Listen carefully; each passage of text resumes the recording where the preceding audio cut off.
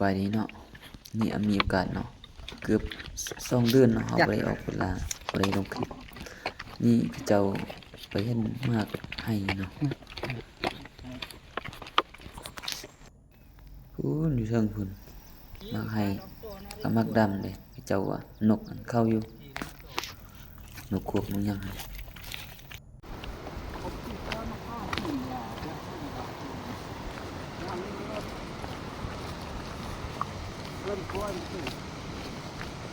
เราที่เล่นล้มปุดก็ปล่อยคืออ่ะก็แต่มันคือพวกก็เล่นก็ล้มปุด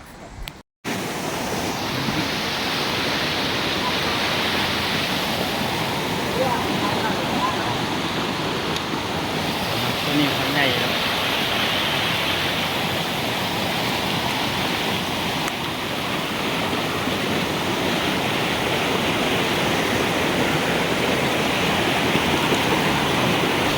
โว้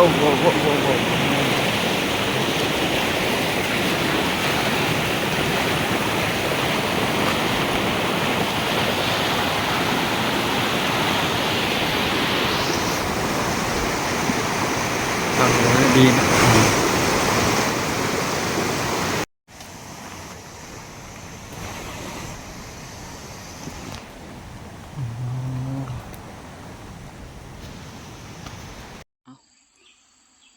มาเบิ่งไอ้มาอยู่ลุมเนาะว้าวมันเข้าอยู่แต่มันมากินอยู่มากถึงนี่มากินนี่มันออกดำๆสิท่าตัวนี้เนาะนกเข้ากินอยู่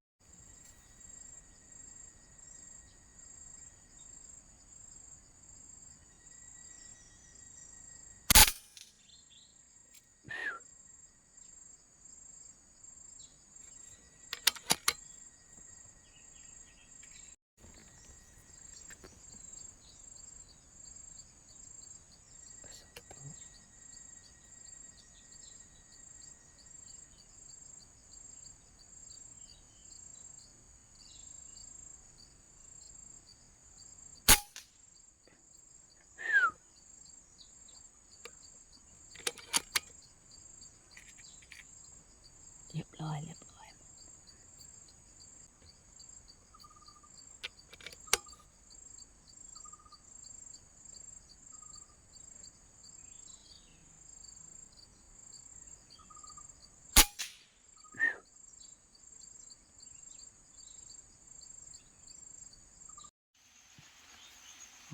ฝนสมาตกห้ำใส่ซ้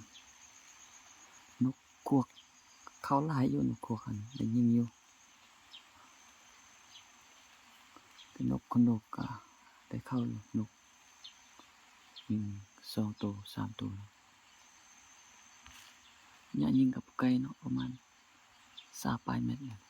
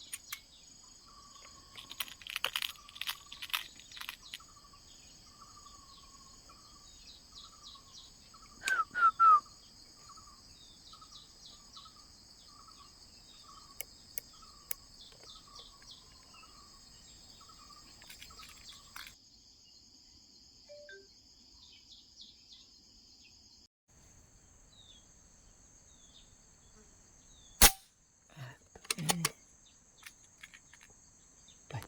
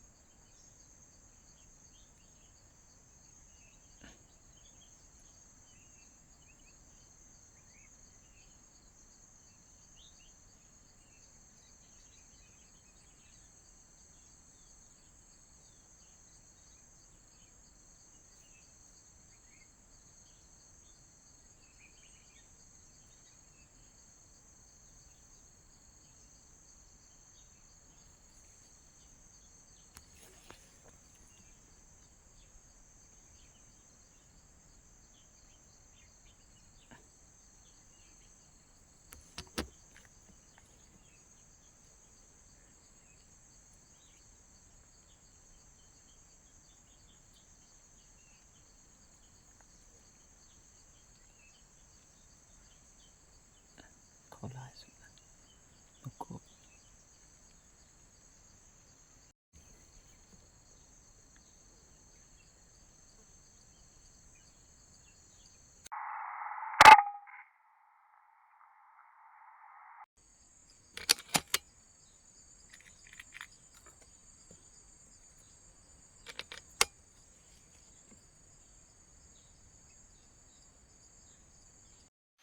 หาย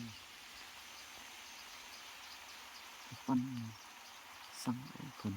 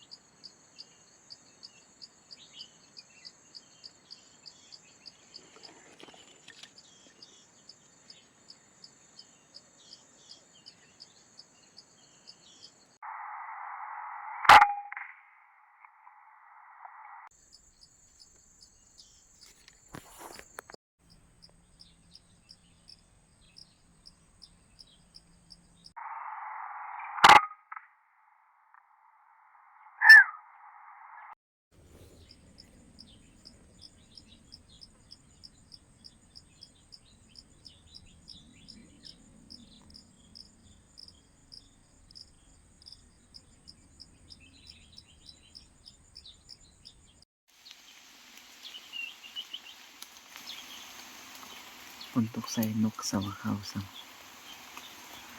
โอ้ยตายแล้วฝนเบื่อสุดฝน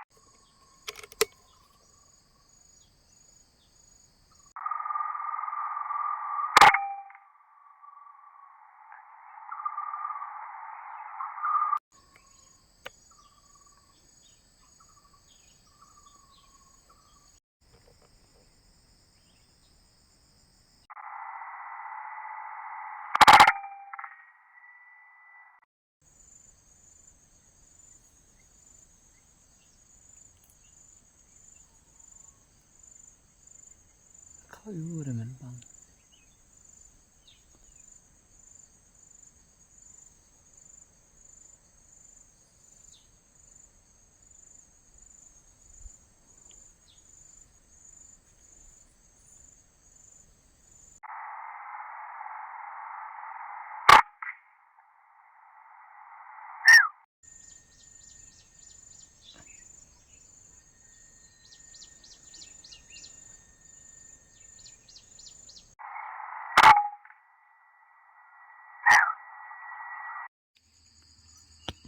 เดี๋ยวนี้ก็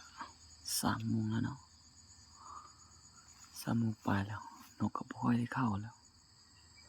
เขายิงตกอยู่ลมหมู่เก็บพันกับประมาณ10 ปลายโตนั่นแหละ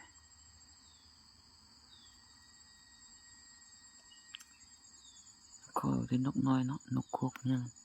นกกระโดกเข้าได้ 2-3 โต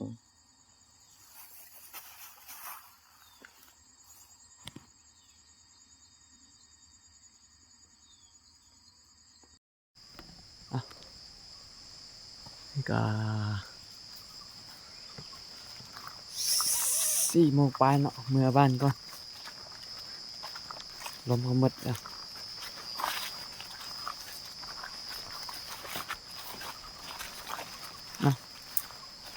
นับเบิ่งได้จักโต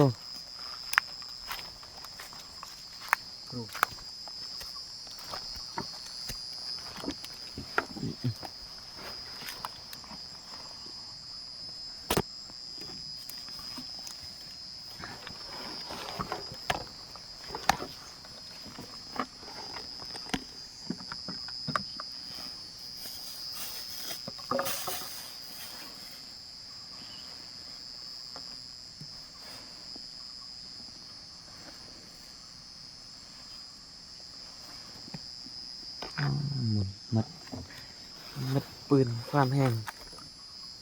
โอ้20 ปลายแล้วนี่